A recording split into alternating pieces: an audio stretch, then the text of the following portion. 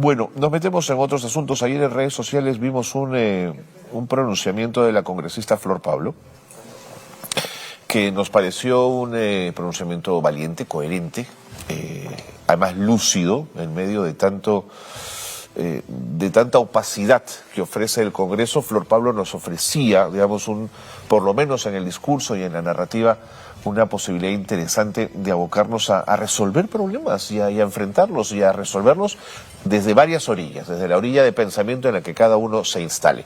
Flor Pablo ha aceptado generosamente estar con nosotros esta mañana para hablar de estos temas y otros, por supuesto. Flor, ¿cómo le va? Bienvenida. Carlos, buenos días. Gracias por estar con nosotros. Gracias a ustedes por el espacio.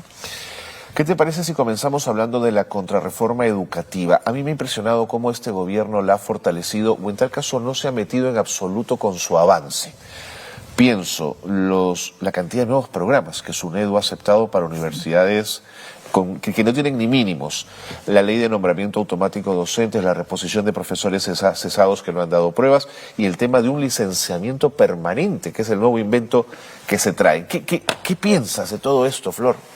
Mira, Carlos, desde que se dio la ley universitaria, voy a entrar por ahí porque fue el que sintió los grupos económicos de un servicio privado de mala calidad, porque hay que decirlo, porque hay un privado que efectivamente hace bien su trabajo, sintieron afectado directamente su bolsillo, así hay que decirlo, porque desde que salió la ley vino toda una campaña muy dura, ¿no? Pero había un respaldo en el Congreso, sí, señora, había un respaldo en el Ejecutivo que permitió sostener la reforma. Y creo que Ciudadano también. Y Ciudadano también, los jóvenes, sí, por supuesto, un sector importante de jóvenes, de la opinión pública. Entonces, tenías un escenario prometedor, ¿no? Y de respaldo a una reforma tan importante como es, en realidad, democratizar calidad. Correcto. Porque eso es lo que hizo la ley universitaria. No solamente el que tiene dinero tiene educación de calidad, sino vamos a darle calidad a todos. Y ese fue el rol de la SUNEDU, una superintendencia autónoma, técnica, y comenzó a hacer su trabajo. Pero como molestaba los intereses, comenzó la campaña y desde el Congreso siempre ha habido un sector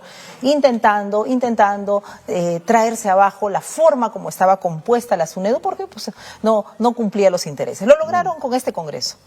No es nueva la pretensión, pero con este Congreso y con este gobierno, desde Castillo y ahora con la presidenta Boluarte, han encontrado la alianza perfecta, ¿no? Entonces se trajeron abajo la reforma universitaria, ahora vuelven pues aquello que tenían, ¿no? Que era en realidad una SUNEDU, que de nombre sigue siendo igual, pero no es la SUNEDU de antes, es lo más parecido a la Asamblea Nacional de Rectores, con una composición de ellos mismos, que le hacen las reglas a su medida. Mira, ahora imagínate, la SUNEDU ya parece una ingenuidad absoluta, que le diga, uy, cuidado, no creen programas, están creando demasiado, por favor. La SUNEDU era la institución que decía, este pasa, no pasa, pensando en los estudiantes. Por supuesto, habían cosas que mejorar, sin duda, como siempre en toda institución, y sobre todo el hecho de cuando no se licenciaba una universidad, quedaban jóvenes que habían sido estafados. Sí. Y yo creo que ahí la llamada atención a las políticas públicas es que debimos habernos puesto de lado a esos jóvenes para asegurar que quienes los habían estafado les paguen una indemnización, por ejemplo, ¿no? Los indemnicen. Entonces quedaron los jóvenes sueltos y quedó esta sensación de una reforma que afecta a quienes eran objeto de su propia protección y cuidado. Entonces, pero esa misma lógica que hemos visto en la reforma universitaria va para otros sectores. Eso, por ejemplo, un sector económico ha estado detrás, pero luego viene ya el populismo mismo de los sectores tipo Perú Libre, bancada magisterial y demás, ¿no? Que tienen como promesa, en realidad, que aquí está por encima de todo el derecho de un magisterio sindicalizado, en el FENAT en este caso, ¿no? Y con la promesa electoral del nombramiento automático. Pero rompiendo la meritocracia y lo que se había logrado además en esos términos. Totalmente. Ahorita, ayer se ha vuelto a votar, Carlos, hay 3 proyectos de ley en este sentido. Uno que comenzó así muy pequeño, de nombramiento automático para los profesores de los CETPROS. Sí. Otro, el famoso proyecto que se ha hablado mucho de los interinos, 14.000, que al final son 4.000, pero no importa la cantidad. Y hay otro que es más nocivo todavía, que es nombramiento automático de todos los contratados. Sí, señor. O sea, ese todavía está con una reconsideración que presenté, una reconsideración a la votación, ¿no? Pero todo esto, cada quien ha agarrado un pedazo, ¿no?, de su interés y vienen las negociaciones, pues. Entonces, por ejemplo, ahorita está detenido lo del nombramiento automático, desde mi evaluación, a ver cómo se resuelve la Junta Nacional de Justicia. Porque hay algunos grupos que van negociando su voto. Van negociando, les interesa el nombramiento de jueces y fiscales, ¿no? Porque la justicia la quieren a su medida, otros quieren también los organismos electorales a su medida, para si hay una elección anticipada o el 2026, tener el escenario perfecto para ganar, porque se resisten pues de no ganar en la vía democrática y limpia, sino quieren un escenario ad hoc a sus intereses. Entonces, estamos en medio de eso y creo que a estas alturas, mira, 2 años ya en el Congreso, Carlos, lo que yo veo es que eso se pone por delante, ¿no? Mis intereses vinculados a compromisos gremiales, ¿no? Que no creen en meritocracia, que no creen en que el estudiante y la calidad pues están primero y todos nos allanamos a ese gran propósito que es mejor educación para nuestros jóvenes. ¿Lo verbalizan, lo dicen o lo intuyes, Flor? Mira, no lo verbalizan, ¿no? Los discursos son los derechos humanos, los derechos humanos y la institucionalidad, pero en la práctica, mira, en el Congreso la realidad se ve en los votos, ¿no? Entonces no puede ser que hayan partidos que en la época electoral hayan dicho, la SUNEDU por favor hay que defenderla, la meritocracia también. Impresionantes. Y luego llegan al Congreso y son otros. Y tú vas viendo cómo se alinean los votos y los votos son contraprestaciones. Entonces ahorita hay una alianza, lo vemos, mira, con los procesos en ética. La Comisión de Ética, el Congreso, es la cosa más, en realidad, inservible que tiene el Congreso. Y además lo señalaste en tu pronunciamiento, cómo han blindado a Soto de una manera vergonzosa, Flora. Totalmente. El señor, para mí, descalificado desde el hecho que niega a la madre de su hijo. Por supuesto, pues. O sea, para mí ya es ahí. Digo, ¿qué clase de persona hemos puesto de presidente? Bueno, han puesto porque yo Pero la alianza política está por encima de cualquier consideración ética, Flor. Ahorita mismo tenemos a la otra vicepresidenta, ¿no? Organizando, puedes tener la vida privada que tengas, pero no puedes estar pues mintiendo, no puedes estar contratando a la hermana del que evidentemente es tu pareja, pero tú dices que no lo es. Entonces creo que la mentira, ya, porque la vida privada de ir a una reunión, así, eso no se cuestiona, ¿no? Yo creo que, yo por lo menos personalmente creo que cada quien igual teniendo los cuidados, ¿no? Uno tiene que saber que en estos cargos uno no puede entrar pues tiene que cuidar, no solamente ser, sino parecer, ¿no? Pero tienes al otro vicepresidente igual, ¿no? El hermano ahorita prófugo, ¿no? Cerrón. Silencio total, ¿no? Entonces la alianza está ahí más firme que nunca porque cada quien tiene un pedazo de poder, una repartija entre todos y nadie quiere mover a la mesa como está porque le es funcional. Entonces yo ahí, ¿cuál es mi llamado así modesto, ¿no? Desde una absoluta minoría porque no tengo la bancada, no hay un interés como algunos podrían decir, quiere ser parte de la mesa, por ahí no va mi interés, es que por lo menos esos congresistas que en el pasillo me encuentro e indignados compartimos esta preocupación, salgan a decir su voz. Lo he escuchado al congresista Anderson que hace rato señala en esta misma línea, ayer lo he escuchado en Mala, quisiera escuchar quién es más. Comenzamos a deslindar, porque si no acá es o Torongo no como Torongo, todo justifica mi comisión, justifica mi negociado, y eso creo que hay que comenzar a decirlo. Porque pero en ética parece que Amurús cae, pero Soto no, ¿eh? O sea que hay un doble rasero también, por supuesto, en todo esto, ¿no? Porque claro, no le pueden quitar, pues, acuérdate, Alianza para el Progreso tuvo ya la presidencia y salió, y esta es como una segunda oportunidad, entonces está el cupo, la cuota, el tiempo que le toca a cada quien, y eso es realmente gravísimo, ¿no? Yo creo que hay que comenzar a deslindar, porque otra vez, ¿no? La institución, el Congreso como institución, Carlos, es una institución poderosísima. Poderosísima. Mira, yo que he estado años en el Ejecutivo, poderosísima. Ahí es donde se pueden hacer los grandes cambios, pero lamentablemente... ¿Más que el Ejecutivo, Flor? El Ejecutivo es el hacer. Pero si uno quiere pensar estructura, aparato, cambios importantes para nuestro país, ¿no? Es en el Congreso. Yo creo que el Congreso es una pieza fundamental.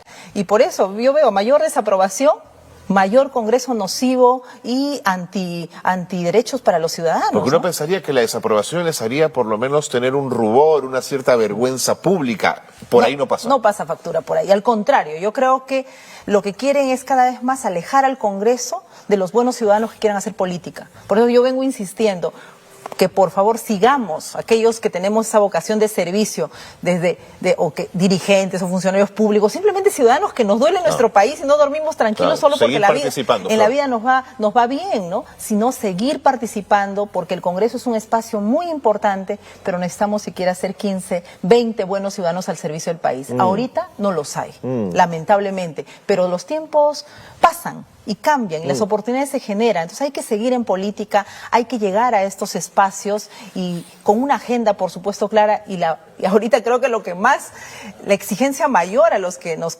amamos al país, nos interesa la política, es cómo generamos alianzas, ¿no? Alianzas de un centro razonable, democrático, y dejamos a un lado nuestras pretensiones, Sí. pues a veces está por delante el querer ser candidato, o querer que a los radicales si tienes una posibilidad en el centro, vaya. o querer que mi partido sea el que detrás de él todos se alineen. No, seamos generosos en este sentido, pero generosos no por nosotros, sino por lo que está en juego. Está en juego la democracia, está en juego el desarrollo, está en juego la esperanza de la gente de creer que la política tiene que servir para la gente, para su bienestar. Flor, cuéntame de este tema de este centro de capacitaciones que quieren construir en Santa María. ¿De qué se trata este invento? Mira, la verdad que si fuera un centro de capacitación no está mal, qué bien, ¿no? Pero en Santa María, dime, ¿qué ciudadano de nuestras regiones va a poder ir hasta allá? O sea, ¿para quién están haciendo?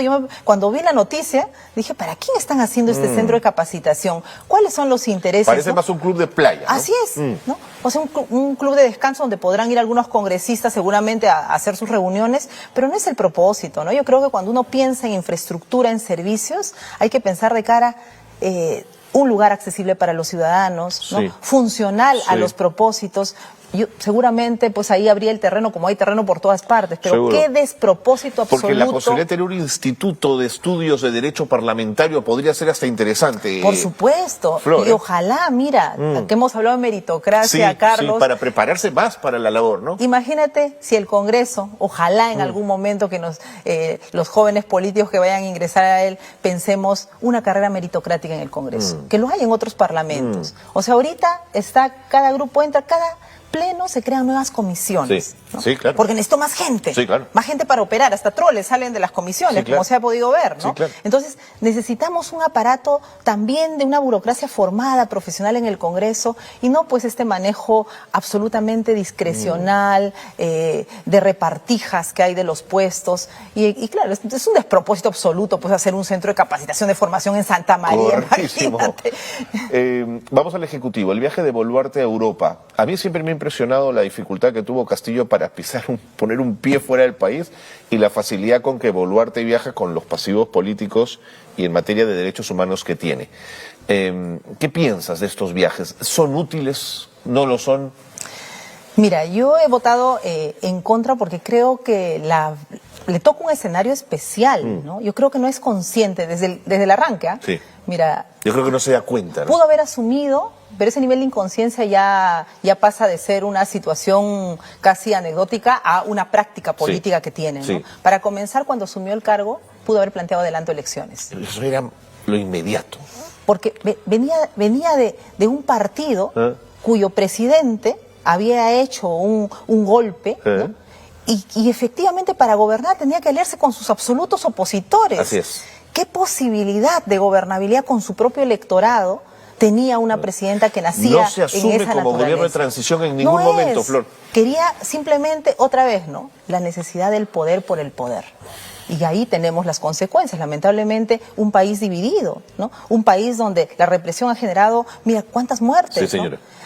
Ahorita, volviendo, el Congreso crea comisiones, te decía, han creado una comisión investigadora para la SUNEDU, donde también me han puesto ahí, ¿no? Y a muchos otros, pero mira, hace meses, Carlos, hemos planteado la creación de comisión investigadora para las muertes de las protestas. ¿Y no pasa? No pasa nada. No se instalan, no van.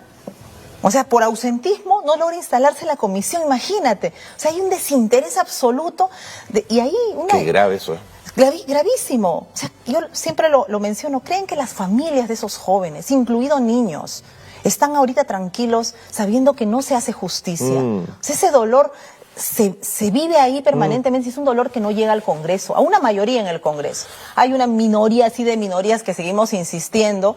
No pasamos, creo que de 5 de 7 congresistas, de que se instale la comisión, pero no pasa nada. Mira, se instalan todo tipo de comisiones, algunas hasta, si uno comenzara a evaluar, en realidad sin ningún resultado concreto, ¿no? Y en ese contexto, claro, todo es una alianza otra vez, ¿no? La presidenta tiene los votos para viajar, irse a hacer gobierno virtual, ¿no? Sí. En un contexto donde ha llegado sola, no hay vicepresidente a quien dejarle, o sea, y los temas acá son importantes en el país, o sea, creo que la agenda internacional, por supuesto que la puede ver, con los mecanismos de la Cancillería, la propia ministra de Relaciones Exteriores, ¿no? Pero debiera estar aquí, viendo el tema del cambio climático, los temas de violencia, los temas económicos. A donde va la comunidad peruana les peta en la cara la situación local, o sea, en realidad, ni siquiera se bañan multitudes, así ¿no? es, cuanto más sale, más nos devuelven precariedad de imagen del país. No nos juega a favor.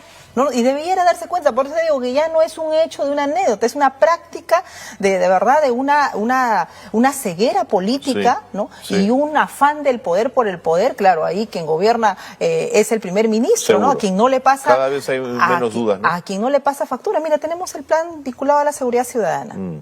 Anuncios, declaratorias de emergencia, de estados de emergencia, generando expectativas. Y yo estaba conversando hace poco con Carlos Morán, ex ministro del Interior.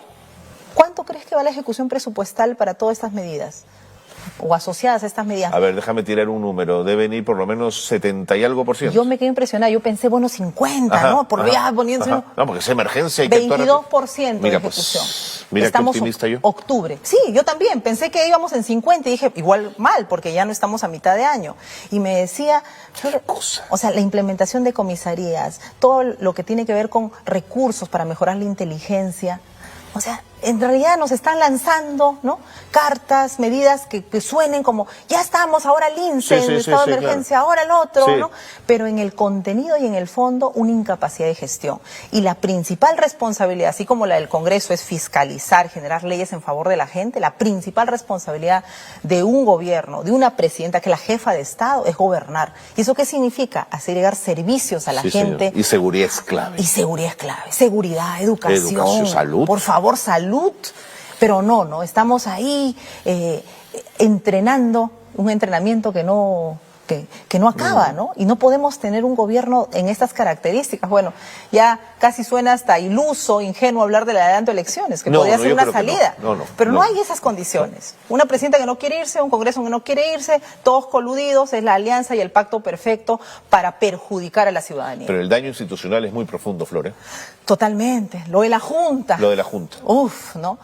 Al final, como te digo, los intereses se juntan para sus propios beneficios. Y en ese escenario, porque tampoco podemos quedarnos con... creo que los escenarios más duros son los escenarios que también pueden generar alternativas. Ajá, ok.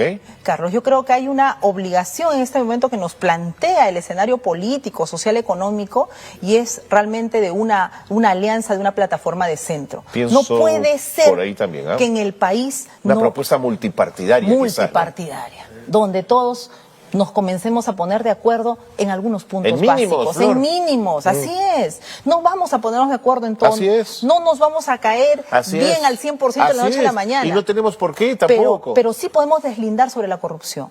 Sí podemos decir no queremos un país cada vez más pobre. Queremos un país cada vez más profesional, queremos un país cada vez más competitivo, con menos violencia, con más educación, con más salud, ¿no? Con más empleo. Sí podemos. Entonces yo creo que todavía hay intentos, ¿no? No hemos llegado a ese punto, pero yo sí guardo la esperanza, Carlos, que ese sea el contexto que también venga, ¿no? De acuerdo. ¿La interpelación a Romero pasará? ¿Qué piensas de ello? Mira, yo creo que la interpelación sí, ¿no? Hay que ver cómo están los votos ya para la censura propiamente. ¿Crees ¿no? que lo protegerán? Depende cómo están ahí las fuerzas. Yo espero que en realidad estamos viendo los hechos, ¿no? Los hechos de incapacidad para gestionar, que debieran de marcar, en realidad, más allá de nuestros pareceres cercanías, ¿no? Políticas, debiera haber ese tipo de decisiones, pero no creo que ese sea el análisis, la verdad. Vamos a ver cómo se dan las negociaciones. ¿Sí? Correcto. Bueno, Flor, muchas gracias por haber estado con nosotros, gracias por esta mirada y esta preocupación. Digamos, en la tensión de tu voz y en la pasión con la que hablas hay enorme preocupación. Y creo que es la que tenemos muchísimos peruanos en relación a la situación que estamos viviendo. Sí, estamos viviendo. Yo recuerdo, Carlos, y podemos compartir una experiencia, una preocupación generacional similar a la que vivimos cuando éramos los jóvenes de los 90. Sí. cuando tuvimos Sí. que recuperar la democracia Sí, una de un régimen sensación de autoritario. atasco, de no avanzar, ¿no? Así es, y esa es la sensación que en este momento genera, ¿no? Y de verdad necesitamos desde la ciudadanía seguir más vigilantes, desde los medios de comunicación y siempre levantar la voz, porque si no lo hacemos, en realidad también nuestro silencio nos hace cómplices y responsables de los procesos históricos de nuestro país. Gracias. Muchas gracias. Flor Pablo, por haber estado con nosotros. La congresista Flor Pablo ha estado con nosotros, congresista no agrupada, que nos daba sus opiniones en torno a los temas de coyuntura.